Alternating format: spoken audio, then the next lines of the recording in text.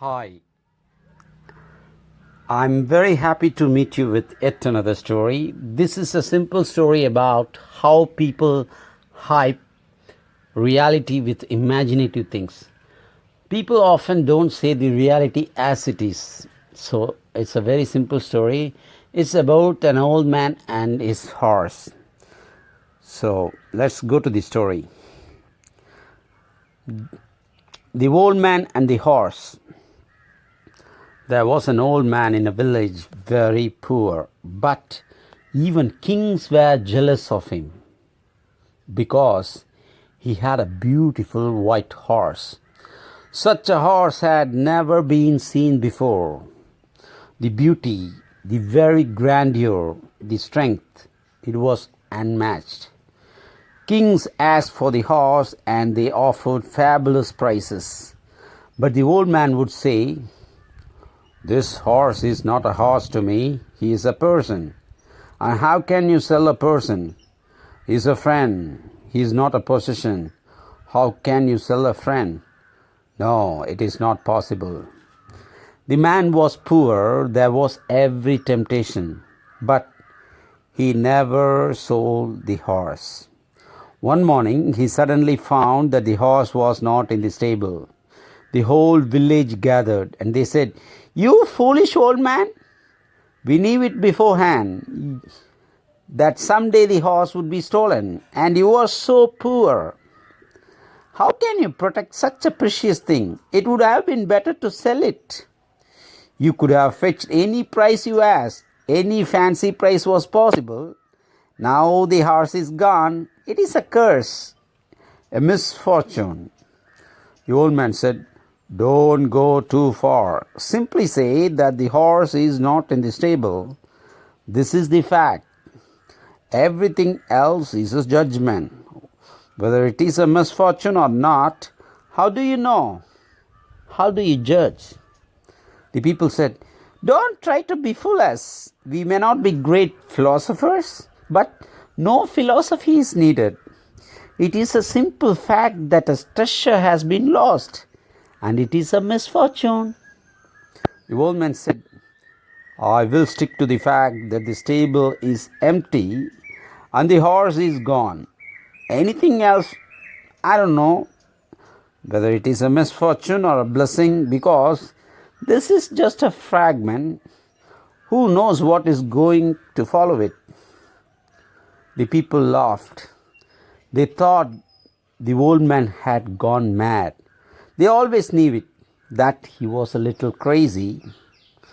Otherwise, he would have sold this horse and lived in riches. But he was living like a woodcutter, and he was very old and still cutting wood and bringing the wood from the forest and selling it. He was living hand to mouth in misery and poverty.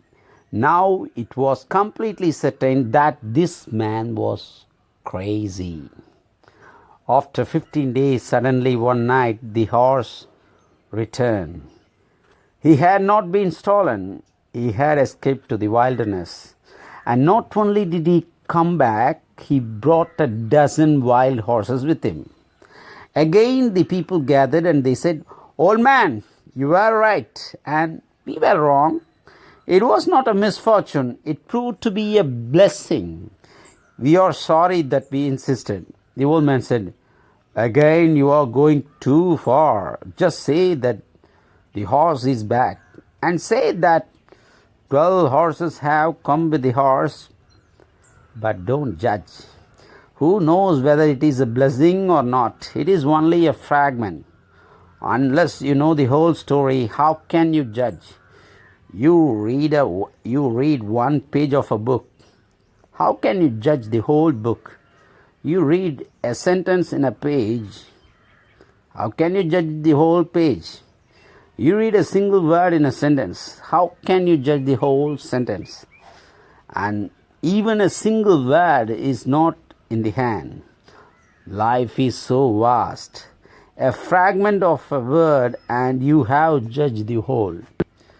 Don't say that this is a blessing, nobody knows, and I am happy in my no judgment. Don't disturb me. This time the people could not say much.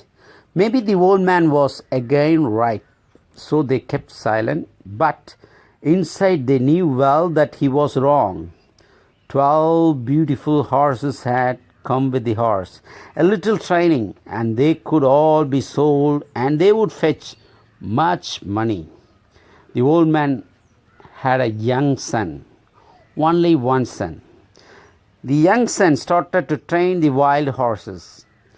Just a week later, he fell from a wild horse and his legs were broken.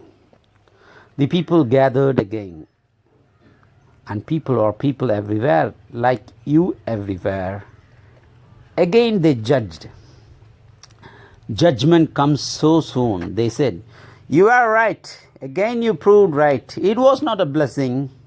It was again a misfortune. Your only son has lost his legs, and in your old age he was your only support.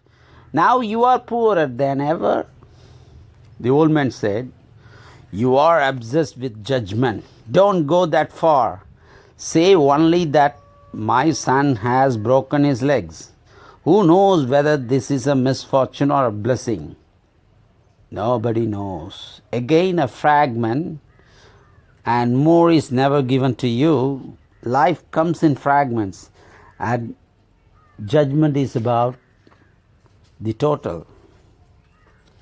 It happened that after a few weeks, the country went to war with a neighboring country, and all the young men of the town were forcibly taken for the military. Only the old man's son was left because he was crippled. The people gathered, crying and weeping, because from every house, young people were forcibly taken away to the military. And there was no possibility of their coming back, because the country that had attacked was a big country and the fight was a losing fight. They were not going to come back. The whole town was crying and weeping. And they came to the old man and they said, "You are right, old man. You are right, old man. God knows. You are right. This proved to be a blessing. Maybe your son is crippled, but still he is with you. Our sons are gone forever. At least he is alive and with you, and by he will start walking. Maybe a little limp will be left, but he will be okay." The old man said again, "It is impossible to talk to you people. You go on and on and on, and you go on judging. Nobody knows.